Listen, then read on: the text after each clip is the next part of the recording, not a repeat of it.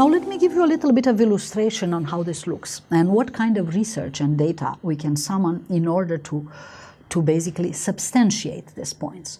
What you see here, we're going to see here are two charts which show basically the market share in public construction sector, which is generally where most corrupt public money is put, in two different countries. In a country where corruption is the rule and in the country where corruption is an exception. And I start with the corrupt country. What you see here is a column which shows a pink column on the chart. The pink column shows the date of elections. This is when the government loses election and leaves, because this country, fortunately, is a democracy, and another government is reinstated. And what you see as lines are the market share of public construction companies. And you see how the orange line of a favorite group of companies, the companies which has most market share under the first government, and then elections come, the pink column, and the market share collapses. It goes really to the bottom. So this 10 lucky companies which nearly built everything in this country, or anyway they took most money to build things, they are out of luck overnight and disappear. You also see another line, a dark green line, which are companies that nobody heard before. They were not very successful companies, they were not very competitive companies. But after elections, they simply replace the first group of companies as top winners in this market. What you see in the middle is another line, which are of companies which are not connected with government, neither the previous nor the new one. And their fortunes are far more moderate, they don't get such a big market share, and they simply struggle in between. Now, what you see here is what we basically call chronic capitalism, which is a government which intervenes to allocate economic opportunities for companies. And therefore, each time a government loses election, its favorite companies will disappear with the government and another group of companies will become. And that's not normal. This is not how a market, not even a public construction market, should work like. And this country was Hungary, and now let me show you a chart of a normal country, and what you see here is UK. In UK, the line on top, which is, as you can see, nearly all the market share, is of companies which do not seem to be affected by the pink column, in other words, by the election date. They continue to have the same share of public contracts as they had under the previous governments. And the companies which are associated with the government one way or another, because, we can know that. How can we know that? Well, officials disclose their interests, so we know in what shares they have companies. Some companies donate to political parties, which we can suspect them of political favoritism. It's normal to donate to political parties. What is not normal is in exchange for donation to political parties, you get some particular benefit, right?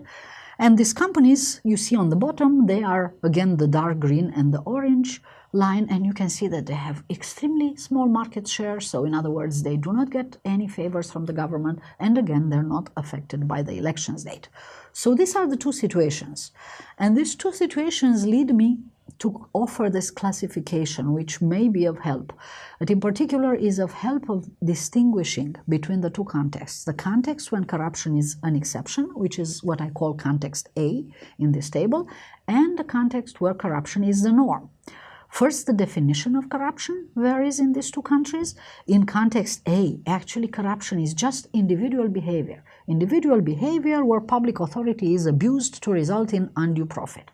However, in context B, the definition is different, because here we are dealing with institutional corruption, and corruption is a widespread social practice where particularism, a particular connection, between who is in government and those who get a favor from the government, is the number one source of profit. In fact, it's number one sources of allocation even for profit in the market, because in corrupt countries, government, by poor regulation, tend to also distribute favors in the market and prevent competition and the system of prices to be the number one regulator of market, as we would expect in normal markets.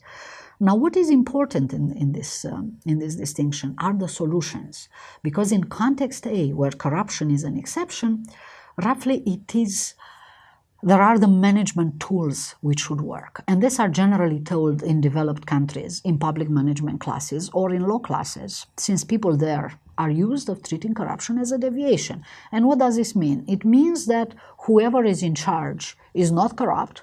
It can be the president, it can be the head of the agency, it can be the head of the police. and it's just someone underneath him who is simply the guy who one moment or another escapes the attention of the boss and does the corrupt act. So the way of solving corruption is simply by more control, by more attention, by more information of the top of what people in the bottom do. And that is what we call basically a principal-agent approach in corruption studies.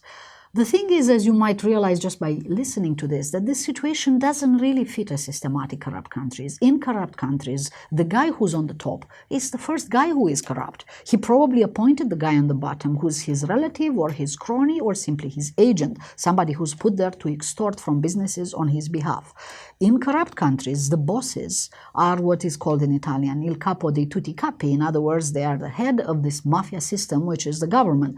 So giving them more tools or presuming that corruption happens because their agents defect is just wrong.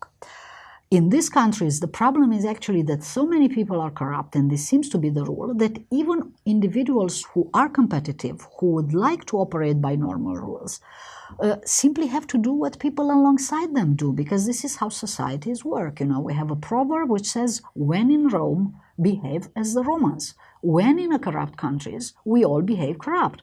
You know, ask people from very developed countries if they go and, you know, they have to operate, if they go to a hospital in Africa, don't they pay a bribe in the African hospitals? Yes, they do, because that's the way to do there, and we all behave to this. And solving this dilemma in which we have a resource of people in society who want to behave differently, but they just by conformity behave like everyone else around them because it's a very high cost of behaving differently than people around you.